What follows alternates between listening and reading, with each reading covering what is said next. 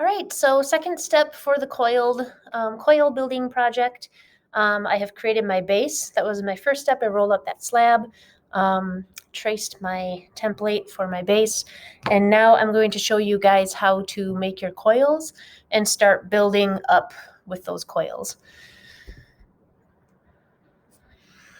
All right, so I'm going to take my base and I'm just going to set it aside for right now. I no longer need my slats for rolling a slab. I'm done with slab building at this point. I'm just going to take a chunk of clay, and this is what I'm going to make my coils out of. I'm just going to kind of squeeze it into a thick coil kind of shape, and start rolling it out. And this is actually a lot of clay, so I'm just going to cut it down a little bit. And if you need your canvas, if you're rolling your coils and you're finding that it's sticking to your surface, remember to pull out the canvas. If you have one of those big boards I sent home to work on as keeping like a work surface, grab some duct tape and tape the canvas to your board, like tape it real tight, and then it won't slide around on you like it is here for this demonstration. So I'm just going to set that aside too. I think this will be okay. So I'm going to start rolling it out. So for the coils, what I like to do is roll the coil the whole length of my hand, and you want to work from the center out to the ends. And one thing that you might find is that you might put too much pressure at some point when you're rolling it out, and you'll get kind of this floppy, you can hear it, kind of floppy, flat on one side coil. It happens often. One trick to kind of remedy that is to twist it. If you twist it and then start from the center again, roll it out to the sides, it should kind of correct itself. So again, I'm working from the middle out to the ends. I'm sure you guys have all kind of done this when you were younger, working with clay or Play-Doh.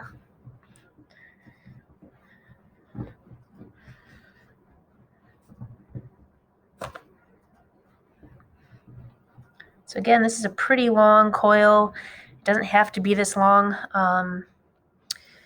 It's nice when the coil can go all the way around your base once without having to piece together another coil, but it's not necessary. You can always piece it together, especially as your pieces get bigger. If you're making a really large scale piece, you're going to run into that. You're just going to have to blend coils together as you're working. So I just took off a little chunk of that just to make my coil more manageable. And thinking about how thick you want to make your coils, you don't want it to be any thicker than your thumb, because otherwise it's going to build a really heavy piece. But you also don't want your coils thinner than your pinky. That's a general rule. If it's thinner than your pinky, you're going to have kind of fragile coils when you're trying to blend it together. You might run into thin spots. So, maybe kind of gauge it by your pointer finger. I don't know why fingers are my reference today, but we'll go with it. All right, so if I had made this base yesterday and it was at the leather hard stage, I would need to really make sure that I score and slip the base before I add my fresh clay, the fresh coil. Technically, I could get away with just adding this coil right now and blending it and not having any trouble because they are both fresh plastic clay. But it never hurts to score and slip, at least in my mind, as long as you're careful with it. So just to be on the safe side, I am going to score and slip. Another thing about your very first coil, and this is mainly just for the first coil, you don't want to, typically when you are building your coil pots or coil sculptures, you want to, if you're having a bowl that kind of bows out, you want to kind of press your coil on the outer edge of the coil that preceded it. And then when you're coming back in, if you're you've built out to this point and you're building it back in, you can kind of stack your coil on the inside rim of the previous coil. However, when you are first starting, you don't really want to start by putting your coil on that corner edge of your base, because it makes it weak and it makes it kind of slump. And if you want a nice clean base, there's a couple of ways to do it. So you can put your first coil like directly on top of your base. So not overlapping at all. It's directly set onto the surface of your base. The other option, if you want it to look like it has, like you don't want to see the foot, you don't want to see that base, and you want it to look like it comes right up and out, the other alternative is to bevel the edge of your base. So I'm going to take my needle tool, and by bevel I mean I'm just creating an angle on the edge of my base here.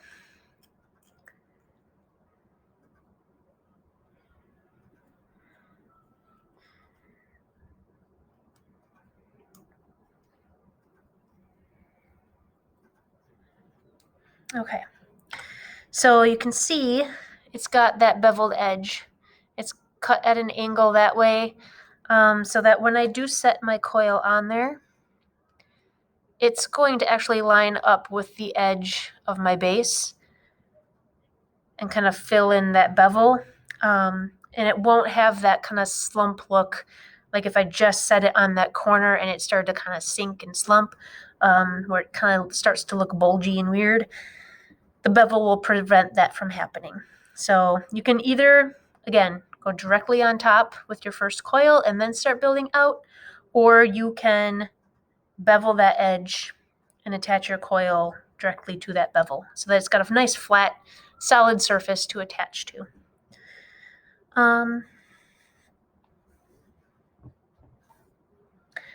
At this point, I'm going to put my base on a wear board because I don't want to be messing around too much with moving the base around with this kind of delicate edge. And this way too, I can place my coil on there without any worry of kind of damaging the shape of the base. So like I said, this is plastic clay. There really isn't, it's not absolutely necessary that I score and slip it, but I'm just gonna do it really lightly to be on the safe side here. So just like from the previous project, you guys should know the purpose of scoring and slipping.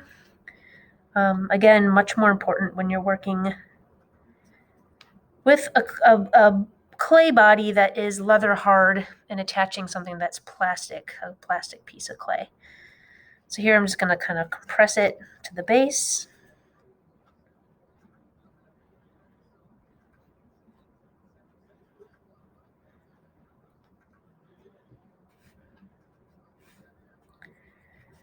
And at this point, I could keep spiraling this up.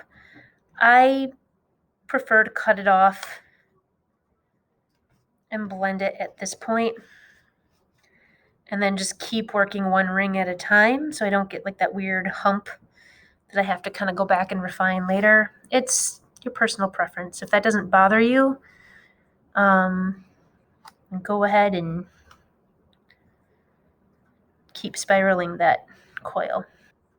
All right, so at this point, you can find one of your molding tools, like this wooden one here. It's got that nice rounded edge, and you can use that to kind of blend that coil into the base. Just kind of pushing that clay down, if you can see this, so that it starts to blend in with the base. If you're more comfortable using your thumb or your fingers, you can do that as well. And then what you do is, once you've got all of that kind of blended down to the base, you can come back in and kind of clean up that edge. But right now we're just more concerned with attaching that coil. Make sure we blend it with the base. So you could even, if you have a tool that has kind of a sharper edge, you could even clean it up with that. I like using my fingers.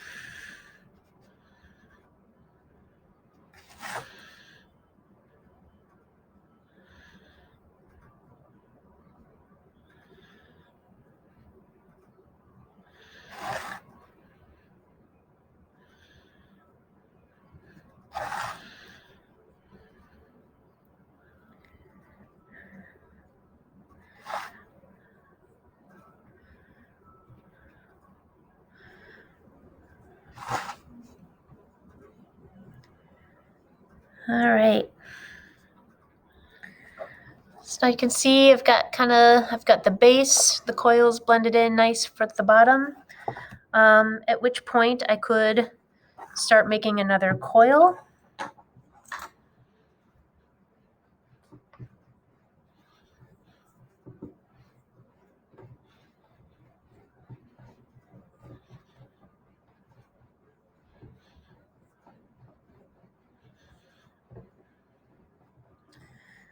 All right, so I'm trying to keep my coil as close to the same thickness as my first one, just because that determines the thickness of the wall of my piece as well. So if that's important to you, if you want a piece that's a little bit lighter and it has less weight to it, trying to keep your coils a consistent thickness will be helpful. I don't like making coils too far ahead of time because they dry out pretty quickly, especially in the wintertime when we have like heat kind of being pumped through the classroom. So I like to make the coils as I go. If you do make coils ahead of time, just make sure you kind of cover them up with plastic, spray them down with water if you need to, just to keep that clay nice and plastic. So at this point, I am just going to start attaching my coils. They're both plastic clay bodies, so I don't have to worry about scoring and slipping. And like I said before, I am going to start building my shape out. So I want it to kind of bow out like this from the bottom. So what I'm going to do is I'm not going to place my coil directly on top. If I did that, I would get that column shape. I want it to kind of start bowing out. So I'm going to put it kind of on the outer edge of my coil. If you can see, it's starting to make that shape where it's kind of moving that way. So that's where I'm going to place my coil here. I'm just going to lightly compress it so it stays put. You can see there's a little gap between my coil. My coil wasn't quite long enough. I'm just going to take a little piece of my other one, kind of fill that in. And that's okay. We'll make that work because what you have to do is just come in and blend it anyway. So I'm going to start on the inside. And I like to compress in opposite directions. So you can see I'm pressing the clay coil on the inside kind of down. If I'm finding that it goes better the other way, I can switch it up. But I find if I go down on the inside, and then when I'm blending on the outside, I go the opposite direction. It does seem to make a nice strong connection. And you guys can just kind of play around with it, see what works best for you. The other option too is if you like the look of the coil and you want to use that as a decorative element, that is totally doable. What I would do is make sure that you blend it on the inside and then leave that decorative element of the coil on the outside. You don't have to blend it, but make sure that you do blend as much as you can on the inside, or at least make sure you score and slip and compress it really well so that they do connect. Because if you just set clay on top of another piece of clay and you don't press it into the other piece or blend it in some way, it will likely come apart once it starts drying. And I can show you guys an example of a coil pot that uses the coil as a decorative element. So keep that in mind.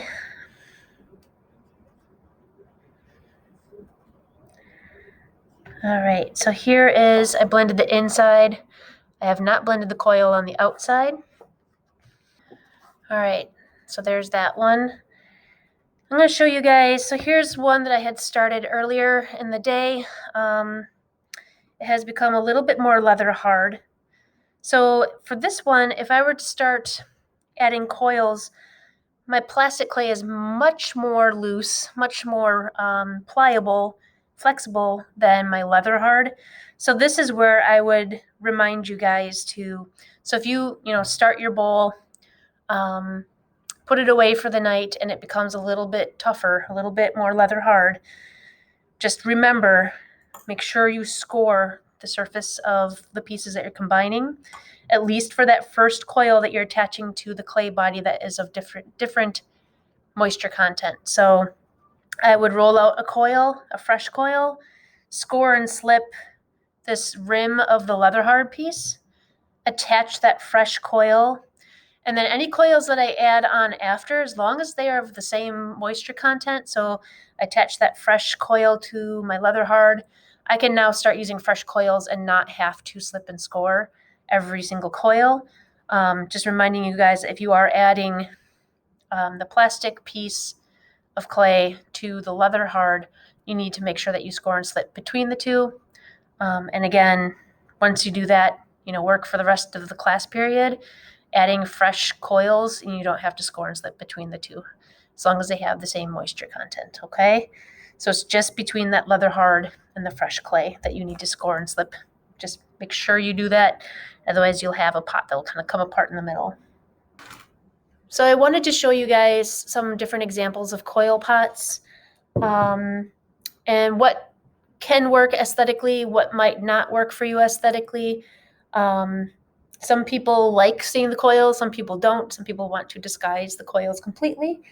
I did want to show you guys this one. I mean, honestly, it's an interesting texture. If they had built this up into a sculpture of some sort, the texture of this piece might have been really interesting. As it is, though, it just looks like a coil pot that was poorly blended, right? And maybe they just ran out of time and just decided to fire it. But you can see each coil, and you can see where they tried to blend it nicely, and then they just left parts of it. And again, depending on what you're making, if this was going to be like a big sculpture of a head or something, this texture might have been really interesting. But right now it just looks like a half-done pot. So keep in mind, when you're blending, do you want a really smooth surface, or do you like the texture? I mean, it holds together fine. It's blended enough that it's stuck. So they did a good job with scoring and slipping and all that. But just keep that in mind as you're working. Here's another example of where the coils were actually left. They were blended enough to stay together, but it left this really subtle texture, which I think is really, it's kind of nice. It's kind of beautiful in this piece. It holds together well. It didn't crack. It's not falling apart. But it definitely shows the history of the pot being made, which is kind of interesting. It's like looking at sedimentary rock, kind of seeing the process as it comes up. So that's another thing to kind of keep in mind. Here's a little bit more cleaner look at leaving the coils revealed, so you can see the coiling. But it's just a little bit cleaner than, let's say, this one. So depending on how much texture you want in your piece, thinking about how you're blending your coils. So here's an example of one that's really smoothed out. So this person coiled this pot and took a lot of time to smooth out that surface. You can barely tell that it was coiled. Just because of all the resurfacing that they did, they really refined that surface, and then they started adding carving texture into it, which is another nice thing about coil pots, because they are relatively thick. You can work back into them pretty aggressively and get some nice carving out of it. So that's another option. And then this is a little bit more extreme coil decoration. You can see the coils were used as a decorative element. It was glazed black, so it's a little bit hard to see. You can see they made like these kind of like snail shell spiral coils. They made, this one kind of looks like a shoelace of sorts. Kind of creates this loop coil there. These are actually little balls of clay that were put together, like scored and slipped and put together to build like this kind of, what do you call that? It looks like a blackberry. But that's also an option. It doesn't have to necessarily be a coil. Maybe it's the little spherical shapes. Here's an example of a coil that was rolled out and then rolled flat. So it actually looks more like a ribbon. I don't know if you guys can see that. It's got like the flat surface, and then it's kind of creating that shape there. And then here is a flat coil. So somebody rolled the coil, then rolled it completely flat and turned it on its side and used it as a coil that way. So again, I don't know if you can see on the inside, but the coils were all blended on the inside of the pot. but left as decorative element on the outside. So that's something else that you guys could consider when you are coming up with your design ideas. Other than that, I think that's all I got. If you have questions, always feel free to let me know. I'll do what I can to help you, okay? So good luck.